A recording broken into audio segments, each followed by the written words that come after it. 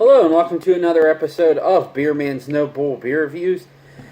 Today I have another beer from Brew Gentleman out of Pittsburgh, or Braddock, Pennsylvania, right outside of Pittsburgh. These guys here.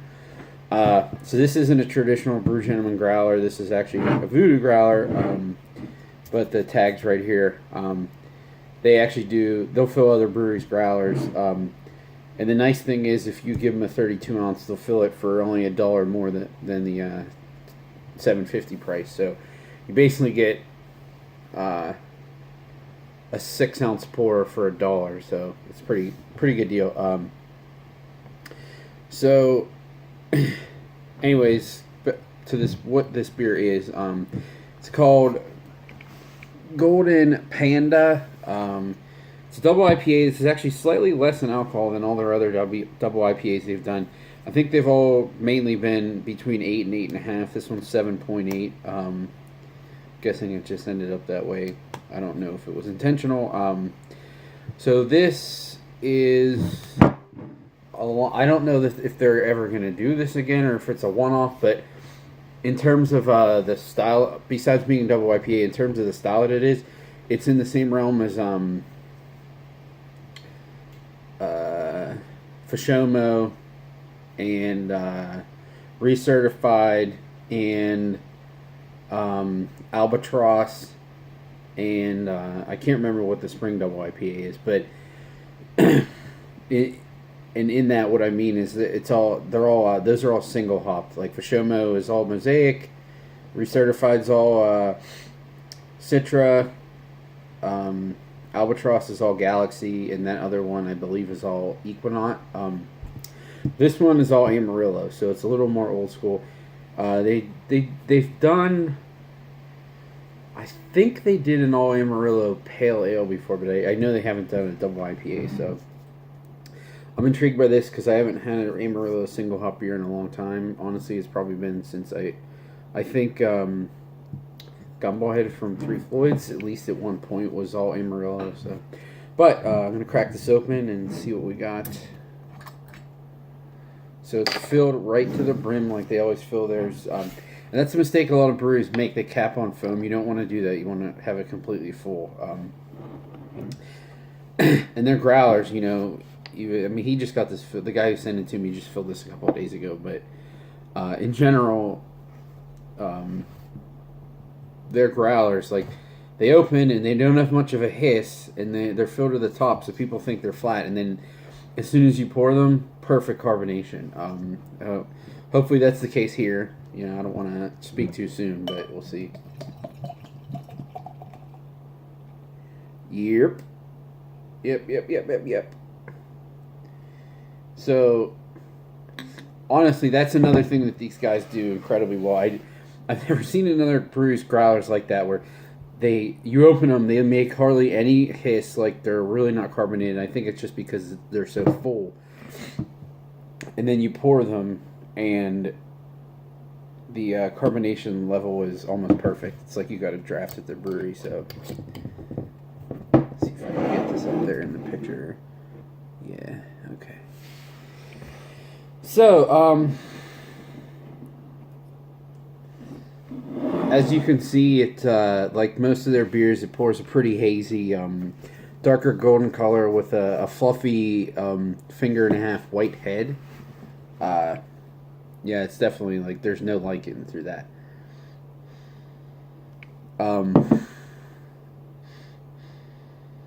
That really smells old school. It's almost, to me, smells Cascadey. It's very like orangey, not even orangey, like citrusy orange. It's almost more like lemon and earthy and herbal, with a little bit of that bread backbone that their beers have. Take a taste.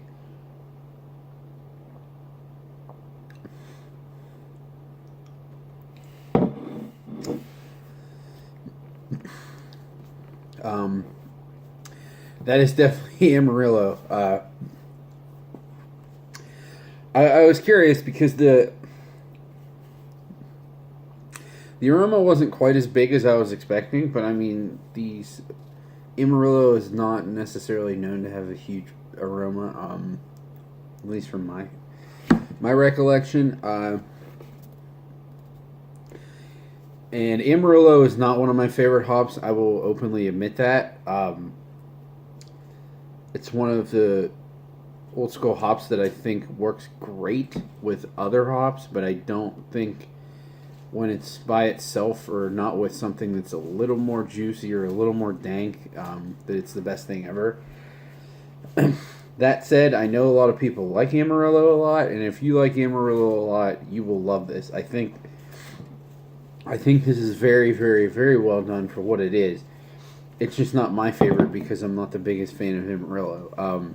Like they did an all Cascade Pale Ale once that was, I mean, it was great for what it was, but Cascade isn't the most exciting hop. But let me try to get some actual descriptors here for you.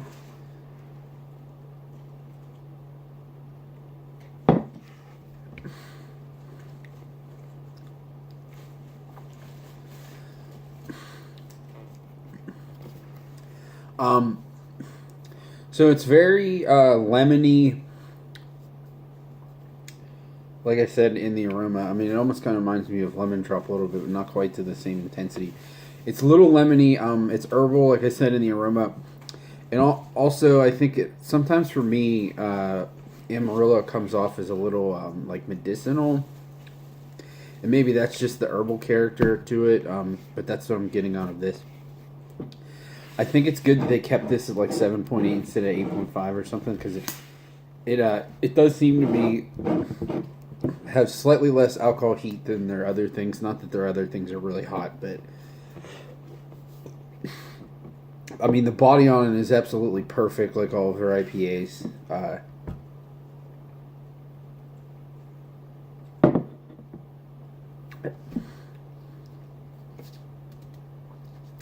Yeah, I mean, it's orangey and lemony and a little herbal. And it finishes with a nice bready, grainy character. So honestly, it's like... It's exactly what it's supposed to be for what hops are in it. I would not change this at all. Do I like it more than their other double IPAs? No, because I don't like Amarillo as much as the other hops they use in their other single hop double IPAs. But for what it is, it's fantastic, just like everything else, all the other hoppy beers they make. So I'm going to my scale of buy, drink, dump.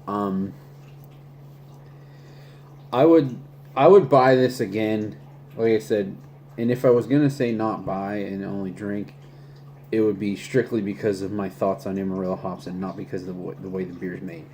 But I'm actually going to say buy, not just because I'm a homer for these guys, which I admittedly am, but every once in a while it's nice to have a refresher of what some of these old school traditional hops taste like. And I guess traditional is the wrong word because like British and German hops are the true traditional hops, but I'd say traditional American hops. And I'm still drinking through this pretty quickly. It's because of the body and the balance in it. It's still a really good beer. It's just not up to the level that I normally get from them because I like those other hops better. But I would still buy this again. If I was there, would I reach for one or two? Because like they had recertified on tap too. I would probably go for that first, but I would definitely go back to this again. It's really good for what it is. So please, please, please don't think that I'm bashing this beer at all.